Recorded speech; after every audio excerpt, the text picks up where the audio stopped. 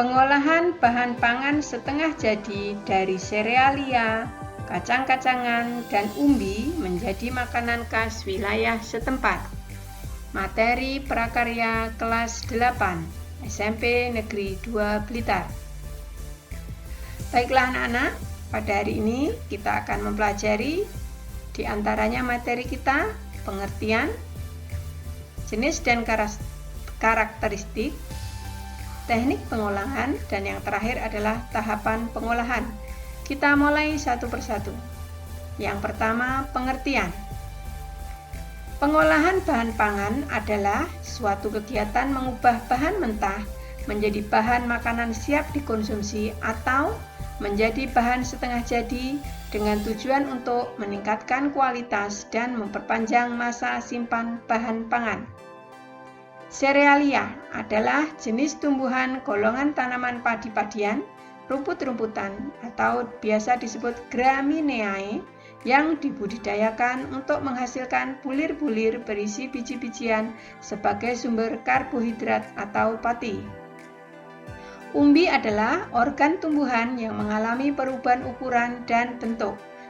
Biasa disebut pembengkakan sebagai akibat perubahan fungsinya. Organ yang membentuk umbi terutama batang, akar, atau modifikasinya.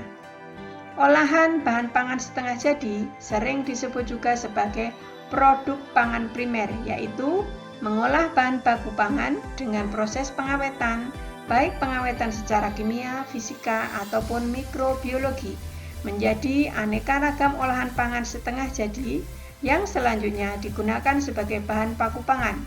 Bahan pangan setengah jadi memiliki nilai ekonomi lebih tinggi karena dapat memiliki umur simpan yang lebih panjang dan dapat diolah secara cepat sesuai kebutuhan. Dari keempat hal ini bisa kita simpulkan bahwa pengolahan adalah mengolah produk pangan primer baik yang diproduksi rumah tangga, industri kecil, ataupun industri pengolahan pangan dengan teknologi tinggi menjadi makanan dengan karakteristik budaya setempat. Kita lanjutkan pada materi berikutnya. Jenis pengolahan yang pertama, olahan pangan setengah jadi dengan bentuk pipih, tebal, atau tipis. Untuk serealia, olahan pangan setengah jadi dengan bentuk pipih, tebal, atau tipis berupa kerupuk, gendar, rengginang, emping jagung, kerupuk bawang, bihun, dan mie. Sementara untuk umbi, olahan pangan setengah jadi dengan bentuk pipih, tebal, atau tipis, diantaranya ada kerupuk tete, kerupuk singkong, sawut atau gaplek ubi jalar, gaplek ubi kayu, dan ketang beku. Yang kedua, olahan pangan setengah jadi dengan bentuk butiran besar. Dari serealia dihasilkan beras, beras instan, beras jagung, jagung pipil, kering dan beku, oat, pasta, dan beras sorghum. Sementara dari umbi dihasilkan tiwul instan dan beras singkong. Untuk kacang-kacangan dihasilkan kacang hijau, kacang tanah, dan kacang kedelai. Berikutnya olahan pangan setengah jadi dengan bentuk butiran halus. Untuk serealia menghasilkan tepung beras, tepung jagung atau maizena, tepung terigu, dan tepung sorghum. Sementara untuk umbi dihasilkan tepung ubi jalar, tepung tapioka, tepung talas, dan tepung kentang. Berikutnya kita masuk ke teknik pengolahan. Teknik pengolahan makanan panas basah biasa disebut moist heat, yaitu mengolah bahan makanan dengan menggunakan bahan dasar cairan, diantaranya air, kaldu, santan, dan susu, untuk mematangkannya. Teknik ini diantaranya ada boiling, merebus, poaching, merebus dengan cairan yang menutup bahan pangan, braising, merebus dengan sedikit cairan, stewing, menggulai, simmering, mendidihkan, steaming, mengukus, steam, mengetim.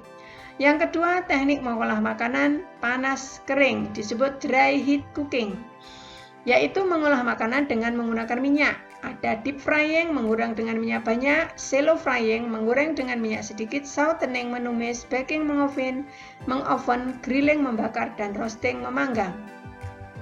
Kita lanjutkan materi kita ke tahap pengolahan. Ada 4 tahap pengolahan. Yang pertama, perencanaan. Harus kita identifikasikan kebutuhan, diantaranya menganalisa kebutuhan pengolahan pangan berdasarkan kondisi di lingkungan kelas atau kelompok atau keluarga saat ini, untuk menghasilkan ide gagasan perencanaan produk pengolahan pangan. Kemudian dari identifikasi kebutuhan dilahirkan ide gagasan, yaitu membuat rencana, merancang suatu pembuatan pengolahan pangan sesuai dengan hasil identifikasi kebutuhan. Tahap kedua, pelaksanaan atau pembuatan.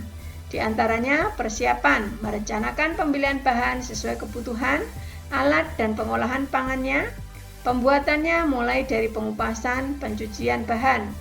Yang kedua, proses pembuatan harus diperhatikan keselamatan kerja dan hal khusus lainnya. Tahap ketiga, penyajian atau pengemasan.